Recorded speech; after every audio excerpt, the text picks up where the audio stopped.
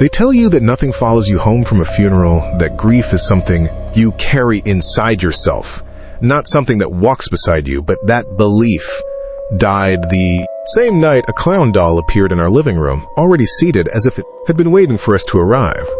The first funeral was my grandmother's, a quiet service filled with polite condolences and uncomfortable silences. We returned home exhausted, emotionally hollow, moving through the house like guests in our own lives. None of us noticed the doll at first. It sat on the armchair near the window, legs dangling, white-gloved hands folded neatly in its lap. Its painted smile was faded, not cheerful, more like something frozen, mid-expression. My mother screamed when she finally saw it, and my father rushed in, thinking someone had broken in. There were no signs of forced entry, no open windows, no explanation. We assumed it was a mistake, maybe something left behind by relatives, bringing toys for younger cousins. Grief makes you accept strange things without question. We put the doll in the closet and tried to move on. That night, none of us slept well. The house felt heavy, like the air itself was listening. In the morning, the closet door was open, and the doll was back in the armchair. My father laughed nervously and said stress was playing tricks on us. He moved it again, this time into the garage, sealing it inside a box. When we returned from grocery shopping later that day, the box was open and empty. The doll sat at the kitchen table. No one laughed after that. We threw it away the next morning, driving it to a landfill miles outside town. My father watched the worker toss it into a pile of broken furniture and rotting trash. That night, the doll was in my bedroom, sitting in my desk chair, facing my bed. That was when we realized it wasn't lost. It was arriving. The second funeral came weeks later, a neighbor who passed unexpectedly. We didn't talk about the doll beforehand, but after returning home, there it was again, this time placed carefully on the couch. It held a small envelope between its fingers. Inside was a card with a single sentence written neatly in black ink. "Thank you for attending." Patterns became impossible to ignore. The doll never appeared randomly. It only came after funerals. Always inside the house. Always placed as if it respected the space. It never moved while we were watching, but it never stayed where we left it either. When we tried to burn it, the fire refused to catch. When we cut it open, there was nothing inside. No stuffing, no wires, just darkness. My mother began to cry whenever it appeared. My father stopped sleeping.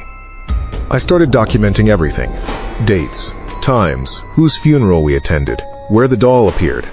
It was always closer after each event. First the living room, then the hallway, then bedrooms. Once, I woke up to find it standing beside my bed, one hand raised as if mid-wave. It wasn't touching me, but I knew it could if it wanted to. We tried avoiding funerals. When a distant relative died, we stayed home. That night, the doll didn't appear. Relief felt dangerous, like something temporary. 2 days later, my mother collapsed from a heart attack. She died in the hospital before dawn. We attended her funeral because there was no choice. When we returned home, the doll sat directly in front of the door, blocking our entry.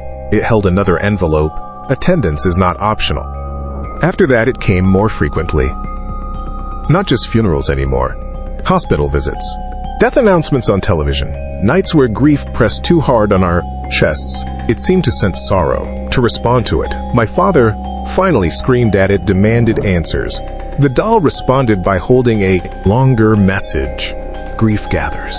You bring it home. We stay where sorrow is fed. My father aged rapidly after that. He stopped fighting. He stopped trying to remove the doll.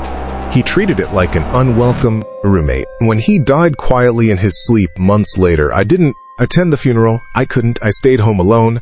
The doll appeared. Anyway, sitting across from me, silent. No card. No message. Just presence. That was when I understood the truth. The doll wasn't tied to funerals alone. It was tied to the act of carrying grief back into the home, of letting mourning settle into living spaces. It wasn't punishment, it was consumption. I left that house the same night and never returned. I avoid funerals now. I grieve alone. I never bring sorrow home with me. The doll has never appeared again. But sometimes, when I see families returning from cemeteries, I wonder if something is already waiting for them inside. If this story unsettled you, don't ignore that feeling. Subscribe to UnseenPulse TV because the stories you haven't heard yet are already waiting.